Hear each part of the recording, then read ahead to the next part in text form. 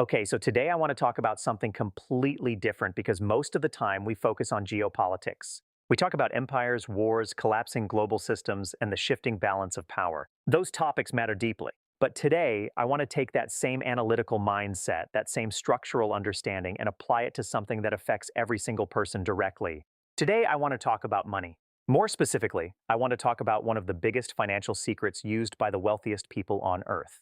And I call it a secret because most ordinary people are never taught how it works. This is the strategy the top 1% use to continuously become richer in every economic environment. During recessions, inflation, financial crashes, wars, and market chaos, they continue building wealth while everyone else struggles. The reason most people never learn this is simple. The system is not designed to teach it. Schools never explain it. Financial media rarely discusses it honestly. And banks, the institutions that benefit the most from people staying financially uninformed, have no interest in teaching it either. So today, I'm going to explain it clearly and simply. By the end of this discussion, you will understand a financial strategy that most people go their entire lives without ever discovering. And if you truly understand it and apply it intelligently, it can completely change your financial future. So let's begin. First, I want you to think carefully about one question. How do most people think about investing? For the average person, the process looks like this. You work a job, you earn money, you save part of that money, then you invest those savings into stocks, real estate, retirement accounts, or maybe a business. Over time, you hope those investments increase in value. Then, whenever you need money, you sell those assets and use the cash. That is the standard model. Earn, save, invest, sell. And technically, there is nothing wrong with it. It works slowly over time. But there is one massive problem hidden inside this system that almost nobody talks about. Taxes. More specifically, capital gains taxes. Every time you sell an appreciating asset, you create what is known as a taxable event. If you bought an investment for $10,000 and later sold it for $50,000, the government taxes the $40,000 profit. In the United States, depending on income and holding period, that tax can easily reach 15% to 20% federally, plus additional state taxes. So from that profit alone, you could lose $8,000 to $10,000 to taxes. Now imagine repeating this process over decades. Every time you sell stocks, taxes. Every time you sell property, taxes. Every time you take profits, taxes, again and again and again. This is how the system works for ordinary people. But wealthy people discovered something a long time ago. They found a completely legal way to use their wealth without selling their assets and without triggering taxes. And this strategy has a name. Buy, borrow, die. This is one of the most important financial concepts you will ever learn. So let's break it down carefully. Step 1, buy. The first step is straightforward. Buy assets that increase in value over time. Stocks, real estate, index funds, businesses, private investments. The critical rule is this: you do not constantly buy and sell. You do not trade emotionally. You buy high-quality assets and hold them for years, even decades. Most people already understand this part. Warren Buffett has repeated it for generations. Buy great assets and hold them long-term.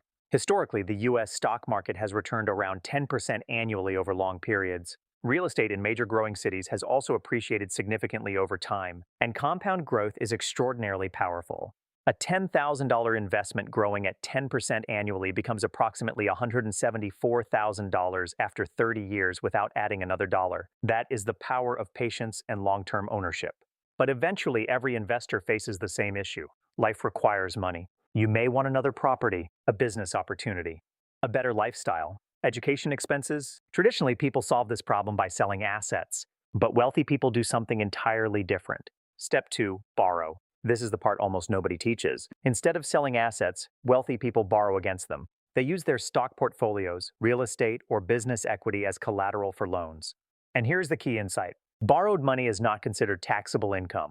The government does not tax loans. So if someone borrows $200,000 against an investment portfolio, they pay zero taxes on that cash. Meanwhile, the original assets continue growing because they were never sold. This changes everything. Imagine building a $1 million stock portfolio over 20 years. If you sell $200,000 worth of stocks, you might lose $40,000 to $50,000 in taxes. But if you borrow $200,000 against the portfolio instead, you keep the full amount and avoid taxes entirely. At the same time, the portfolio continues compounding and increasing in value.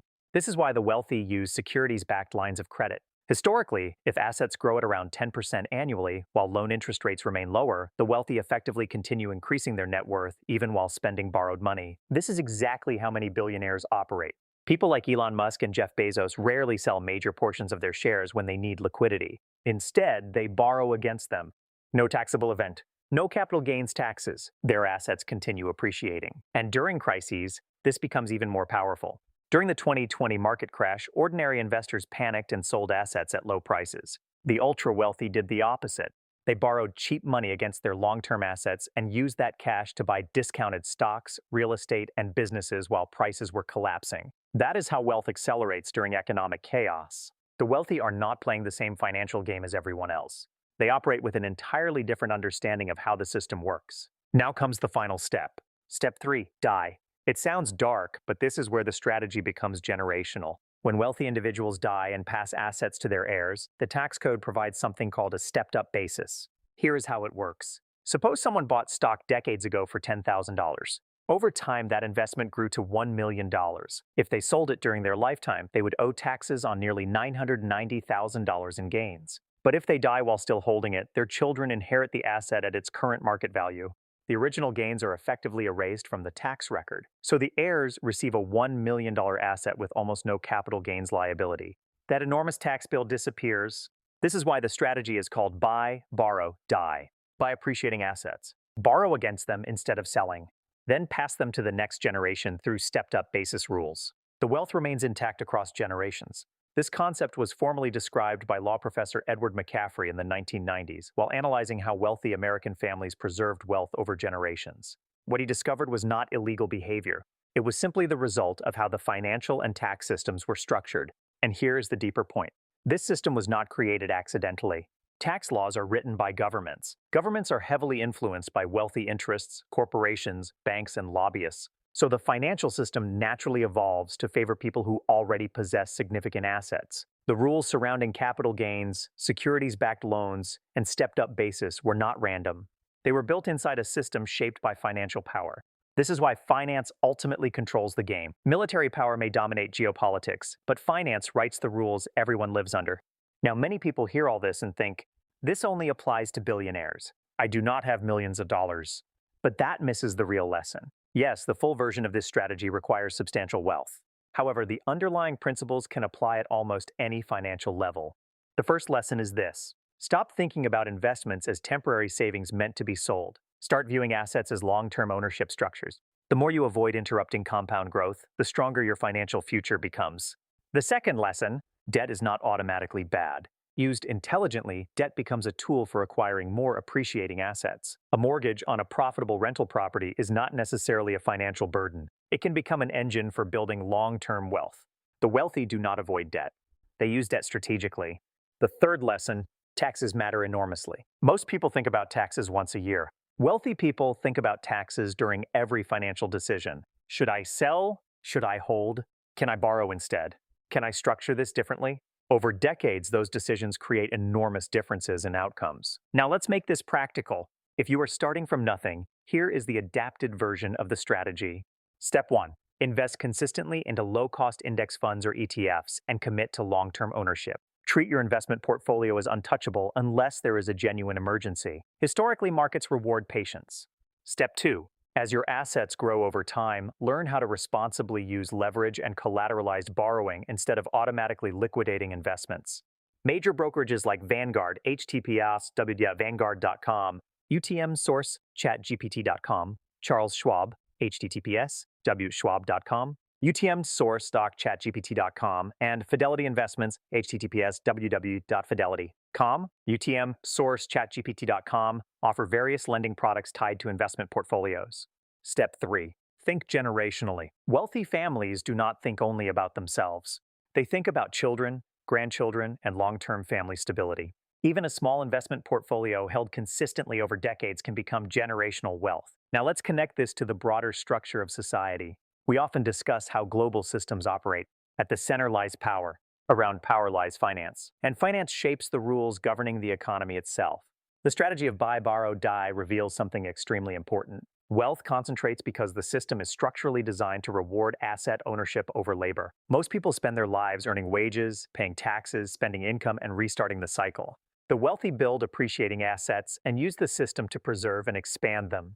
According to Federal Reserve data, the top 1% of Americans control roughly 30% of total wealth, while the bottom 50% control only a tiny fraction. That gap has continued widening for decades.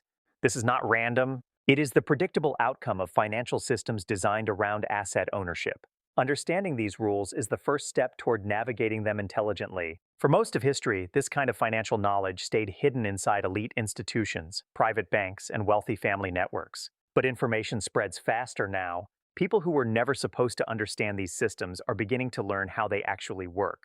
So let me leave you with the three most important lessons from today. First, the wealthy use a strategy called buy, borrow, die. They buy appreciating assets, borrow against them instead of selling, and transfer them across generations using favorable tax structures. Second, the financial system is not neutral. Its rules were shaped by people who benefit from them. Understanding those rules allows you to use them more intelligently yourself. Third, start early. Time is the single most powerful force in investing. The earlier you begin building assets and protecting compound growth, the stronger your future position becomes. The wealthy did not simply become rich by accident.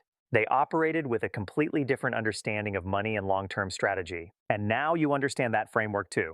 The world is changing rapidly. Economic systems are shifting. Currencies are weakening. Artificial intelligence, geopolitical instability, inflation, and technological disruption will reshape wealth over the coming decades. People who understand financial systems will be far more protected during that transition. People who do not understand them risk losing purchasing power, making emotional decisions, and falling behind. Now you understand the strategy. Now you understand the game. What you choose to do with that knowledge is entirely your decision. So that is today's analysis. I hope it gave you a completely different perspective. I hope it was practical. And most importantly, I hope it helps you build a better future for yourself and the people you care about.